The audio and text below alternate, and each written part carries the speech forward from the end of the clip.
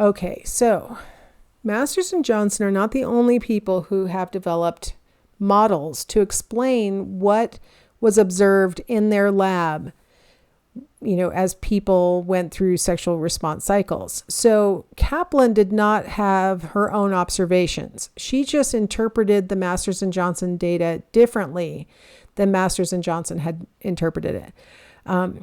She was a clinician who did sex therapy for couples, and like Masters and Johnson, wrote some books, sexual aversion, sexual phobias, and panic disorder was one of her books. She wrote the Illustrated Manual of Sex Therapy to help other sex therapists to work with couples and people who are suffering from different kinds of disorders, sexual disorders that we'll talk about later in class. And then she also wrote the Sexual Desire Disorders book. And so you can really see that she's got an emphasis on couples, and she's got a really big emphasis on desire disorders. One of the things that she saw frequently, a lot of times when you're doing sex therapy, it's on a couple. It's not an individual who has something wrong with themselves and in general is having trouble. It's usually, within a couple setting. And so one of the things that she noticed was that the most common thing that they complained about is a disparity in desire. And so she thought that long before the Masters and Johnson the E part of it, can occur, desire must occur. And so she added desire in as something that would precede excitement. So before I get excited, I start thinking about sex, or I start thinking about sexual things. And that leads to excitement, which then ultimately leads to orgasm. So you'll notice she left out the plateau phase, even though her model has that flat part during excitement that would sort of imply plateau. But she wasn't as interested in the biology, right? She was more interested in, what was going on with the partners during the sexual contact. So she was really interested in that first part and how to get both partners into that desire state of mind that would lead them into the excitement that would ultimately lead to orgasm and satisfaction. And then you'll notice that she doesn't have the recovery part. She doesn't have a resolution phase or anything that she says about what happens after orgasm has occurred. So she was clearly emphasizing what comes first. And she was really curious about how to boost desire. So her model, a lot of people argue that basically what she's added in is this psychological component to what had been a very biological model that Masters and Johnson had provided. How about Reed? So Reed had 4 stages, but they were 4 different stages. So you'll notice that in the modern vernacular, we don't call Masters and Johnson the 4-stage model anymore, because Reed introduced a 4-stage model also. So we call Masters and Johnson the EPOR model, and then we call Reed's model stages, or his model, the erotic stimulus pathway theory. Very simple title for his. All right, so we have here, Kaplan talked about desire, Reed talked about seduction. So he was really emphasizing this sort of dance that occurs between potential partners, and, that,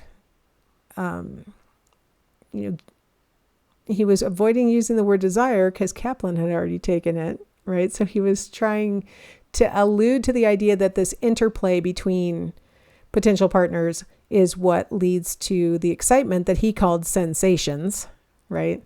So he really wanted to emphasize something that I mentioned earlier, the idea that sexual behavior shouldn't be goal-oriented. It should be focused on the sensations. He really emphasized that, enjoying how it feels and stuff like that. And then ultimately you surrender to the sensations is his third stage. And that's going to be his code for orgasm. But he really wanted to take away orgasm as goal language. So he wanted to emphasize that even if you're not having orgasm, if you surrender to the sensations and the feelings that you're having with this partner, then you're going to have satisfying sex, whether it resulted in an orgasm or not. And then the final stage would be reflection. Now, what's new about his model, really the biggest thing that's new, is that idea that it's not about your body recovering and returning to its normal state of being. He thought there was a lot to be told about a couple's relationship and the health of their relationship by examining what they do in that post sexual activity, phase, during that reflection phase. And that reflection phase, he thought, could go on for a long period after the sexual activity has ended. It's not something that happens and then your heart rate's back to normal, your breathing's back to normal, so now I've resolved it, I completed resolution, let's move on. He thought of it more like reflection, where tomorrow you might think about it, or in a week you might think about it. And so he thought that reflection was something much more protracted and that really had impacts for the relationship. And so he was really talking about sexual activity in the context of relationships. The idea that Masters and Johnson were not necessarily interested in relationships is not, I don't think that's accurate, but because they were interested in the biology, right? They just wanted to know what happens to your body during this process. And Kaplan and Reed both were looking at, couples more likely. They were much more interested in like the interplay. All right. And then my final model that I wanted to introduce is the most complex model. And it was really designed to explain female sexual responding because it's not quite as straightforward. We saw that in the Masters and Johnson models, right? That females had a lot more variation in how they physically responded. The fact that Kaplan saw a lot of couples who had disparities in desire. A lot of times the mismatch is, between, a male and a female partner, and the female on average is across most couples going to be more likely to be the one who is not as desirous, especially, once they have children and things like that. And so Masson, she was a gynecologist. I shouldn't say was, I think she might still be alive. So she was focused on this intimacy-based model for women. And it's a circle. So one of the nice things about a circle means that you could sort of jump in anywhere. But she put emotional intimacy at the top. And so she thought that for most women on any given day, they are going to be more receptive to sexual stimuli. They're more likely to, experience sexual arousal if they're in a relationship that includes emotional intimacy.